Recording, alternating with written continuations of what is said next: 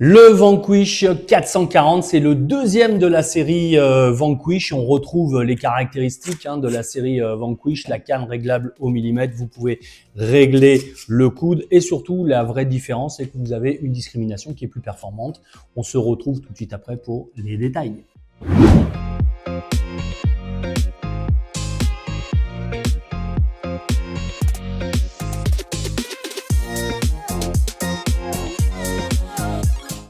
Alors le Vanquish 440, vous retrouvez le disque V10 comme sur le 340 avec une bonne performance, un disque qui va passer partout. C'est des disques bien sûr qui sont étanches et ça c'est un vrai point fort. Donc c'est le disque qui est étanche, pas le boîtier. Vous voyez d'ailleurs celui-ci est livré avec une petite housse en cas de pluie. Il est livré aussi avec le casque bien évidemment multifréquence et avec des plages de discrimination qui sont plus fines que sur le 350. Et on retrouve toujours le côté start and go, super simple à lancer. On voit ça juste après.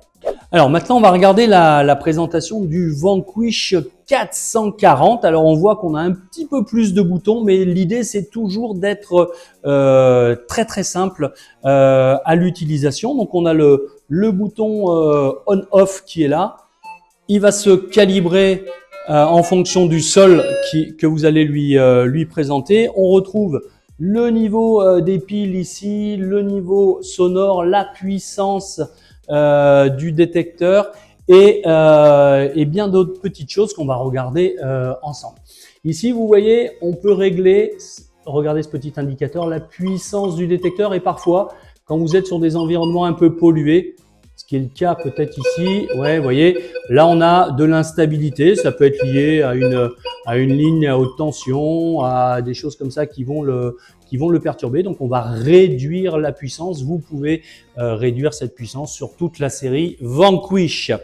Ensuite, très simplement, eh bien, vous avez ici, on revoit les notches. Donc la grosse différence entre le 440 et le 540, c'est qu'on a des notches qui sont plus petits. Ça veut dire qu'on va pouvoir discriminer de manière plus fine.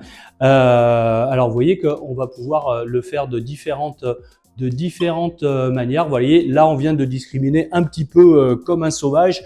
Donc là j'ai enlevé une grande partie des ferreux et on voit qu'effectivement il ne prend plus la clé en fer que je lui présente. Ça c'est un moyen que vous pouvez utiliser. Donc en passant par cette petite loupe, vous pouvez remettre en appuyant ici en tout ferreux et vous allez avoir ici, grâce à à ces deux petits boutons, vous allez pouvoir aller tout simplement, vous voyez qu'en utilisant ce bouton là, on va pouvoir aller bouger le notch que l'on souhaite discriminer. Vous appuyez sur le petit bouton dessous et vous voyez, vous supprimez le notch. Vous avez envie de supprimer celui d'à côté, on le fait aussi. Maintenant, on s'est dit, ah, je me suis trompé, je veux le remettre. Eh bien, on le remet tout simplement en utilisant le bouton du dessus et en validant en dessous. C'est donc extrêmement simple. Et vous avez une fonction en plus par rapport au 340, c'est la fonction qui est ici, c'est la fonction pinpointer. Je vous montrerai tout à l'heure sur le terrain à quoi ça sert. Pour ceux qui sont auditifs en général, c'est appréciable pour bien localiser la cible. Et voilà les amis, on se retrouve tout à l'heure pour les tests en extérieur. Assez calme, tu vois. Ça serait bien qu'on puisse vous faire écouter le... ça c'est le son d'un ferreux, tu vois. On va pas perdre notre temps avec. Attends, je te le mets un peu plus fort, tu l'entends. Tu entends le boop boop boop. Ouais, ça nous dit ça doit être un clou, tu vois, il y a du remblai pas très loin, tu vois. Donc pas beaucoup d'intérêt, on va pas creuser, on va pas passer notre temps là-dessus. Viens bien voir. Tu vois ce qu'il me dit? Tu as le notch qui clignote sur ça. Donc ça doit pas être bien loin.